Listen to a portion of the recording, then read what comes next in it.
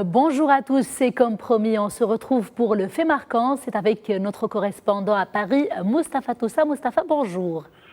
Bonjour Nesrine. Alors, les présidentielles approchent à grands pas et focus ce lundi avec vous sur trois personnalités. D'abord, Emmanuel Macron, qui, selon les observateurs, vient de commettre son premier faux pas.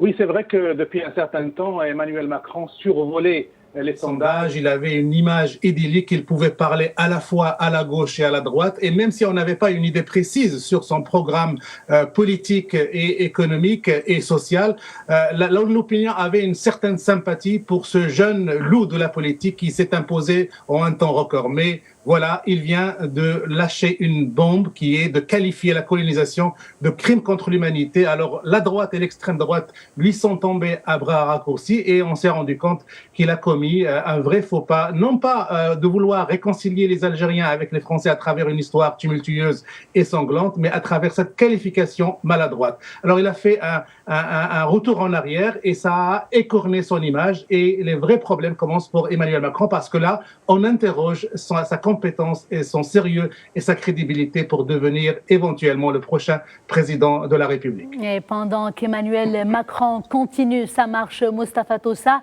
François Fillon tente quant à lui de reprendre le cours de sa campagne, mais avec beaucoup de difficultés, signalons-le.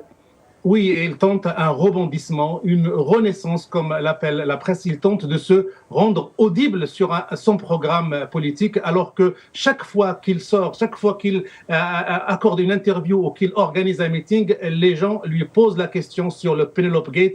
Il y a même maintenant une pratique qui commence à se répandre, c'est le bruit de casserole qui accompagne chaque sortie. Alors, l'homme est convaincu, déterminé que malgré tout, il ira jusqu'au bout, il ira jusqu'à la victoire, mais cette renaissance et ce rebondissement s'effectuent avec beaucoup de difficultés.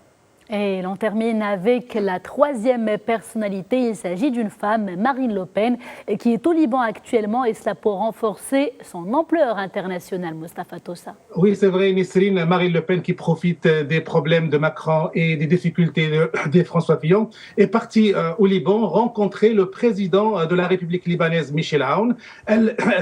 L'image qui va montrer Marine Le Pen avec Michel Aoun sera la première image de cette candidate à l'élection présidentielle avec un chef d'État hors communauté européenne. Donc c'est une entreprise pour donner de la crédibilité et de l'ampleur internationale à Marine Le Pen et gageons qu'elle va l'utiliser pour convaincre l'opinion française qu'elle est capable, qu'elle a l'étoffe de devenir présidente de la République à travers ses relations internationales. Voilà ce que l'on pouvait dire, Mustapha Toussa, sur ces trois personnalités candidates à la présidentielle française qui font actuellement beaucoup parler d'elle. Merci beaucoup Mustapha Toussa pour cet éclairage.